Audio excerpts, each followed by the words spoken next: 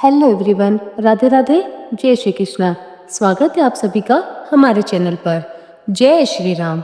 आज के हमारे इस वीडियो में हम आपके लिए हनुमान जयंती के पावन पर्व की पौराणिक कथा लेकर आए हैं। त्रेता युग की बात है।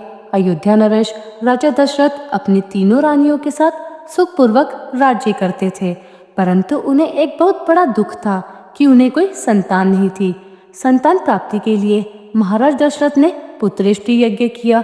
यज्ञ की पूर्ण आहुति होते ही यज्ञ कुंड से अग्निदेव हाथ में एक खीर का कटोरा लेकर प्रकट हुए और वह कटोरा राजा दशरथ को देते हुए बोले, राजन, यह खीर अपनी पत्नियों में बराबर बांट दीजिए, आपको संतान सुख की प्राप्ति होगी। ऐसा कहकर अग्निदेव अंतर्ध्यान हो गए। राजा दशरथ ने खीर का वह प्याला लिया और अपनी रानियों में बराबर बांट दिया।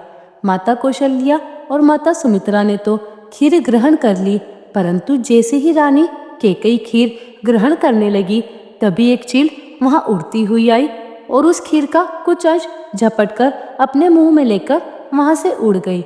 उड़ते उड़ते वह चील उस स्थान पर पहुंची जहां माता अंजनी और वानर राज केसरी पुत्र प्राप्ति के लिए महादेव की तपस्या कर रहे थे। जब वह चील वहां से गुजर रही थी तो उसके मुंह में भरी खीर माता अंजनी की हथेली पर आ गिरी, जिससे माता अंजनी की तपस्या भंग हो गई और उन्होंने वानर राज केसरी को सारी बात बताई। वानर राज केसरी ने उनसे कहा, हो सकता है यह भोलेनाथ का ही प्रसाद हो, आप इसे ग्रहण कर ले। वानर राज केसरी के कहे अनुसार माता अंजनी ने वह खीर ग्रहण कर ली और उसके फलस्वरूप कुछ ही समय में माता अंजनी गर्भवती हो गई। एक दिन माता अंजनी पर्वत के शिखर पर खड़ी सूरज की खूबसूरती को निहार रही थी। तभी अचानक वहां तेज हवाएं चलने लगी और उनके वस्त्र उड़ने लगे। उन्होंने चारों ओर देखा, आसपास के वृक्षों के पत्ते भी नहीं हिल रहे थे। तो वह क्रोध में आकर बोली, यह कैसा जादू है? कौन दुष्ट है यहाँ जो मुझे पतिव्रता स्त्री का अपमान करने की चेष्टा कर रहा है? तभी पवन देव उनके सामने प्रकट हुए और बोले, देवी मुझे क्षमा करें, आप पूर्व जन्म में इंद्रदेव की सभा में अप्सरा थी। आपका नाम पुंजक स्थला था।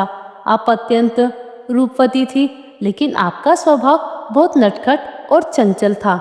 एक समय किसी वन में एक ऋषि तपस्या कर रहे थे।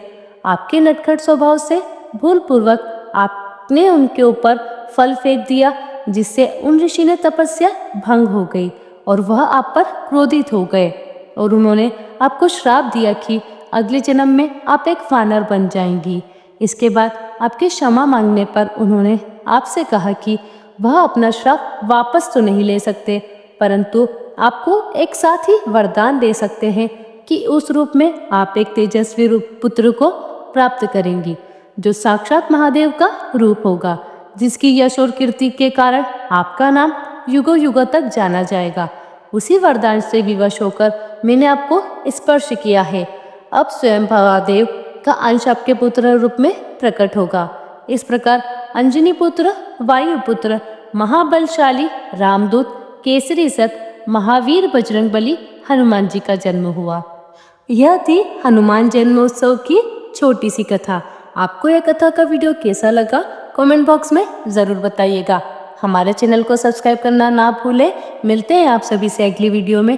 तब तक के लिए आप सभी को राधे राधे, जय श्री कृष्णा, जय श्री राम। आप सभी को हनुमान जन्मोत्सव की हार्दिक शुभकामनाएं।